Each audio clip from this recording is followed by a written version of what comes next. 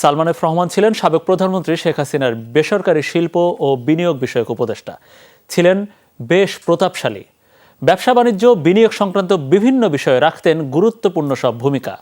Share কেলেঙ্কারি, ঋণ খেলাপি সহ নানা বিতর্কও আছে এই সালমান এফ রহমান নিয়ে।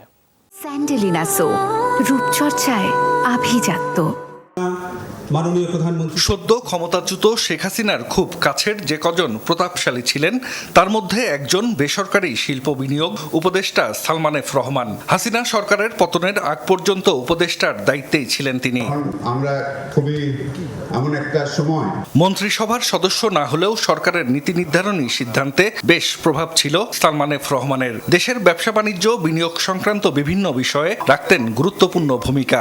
আমাদের এর থেকে অনেক শক্তিশালী আমাদের পুঁজিবাজার থাকার কথা। বিভিন্ন রাষ্ট্রের সাথে বাংলাদেশের সম্পর্কের ক্ষেত্রেও ভূমিকা রাখতে দেখা গেছে সালমান এফ রহমানকে। থাকতেন প্রধানমন্ত্রীর সফর সঙ্গী হিসেবে। বিশেষ অর্থনৈতিক অঞ্চলগুলি শেয়ার কেলেঙ্কারি, ঋণ খেলাপি সহ নানা বিতর্কও আছে সালমান এফ রহমানকে নিয়ে। 1996 সালের শেয়ার বাজার জালিয়াতির ঘটনায় তাকে অভিযুক্ত করা হয়। পরবর্তীতে উচ্চ আদালত মামলাটি বাতিল করে দেয়। 2007 সালে দুর্নীতির মামলায় গ্রেফতারও হন তিনি।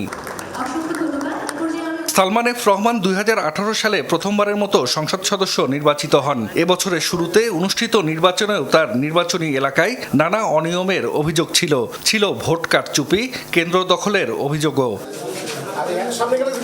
জাহিদ হাসান, যমুনা নিউজ।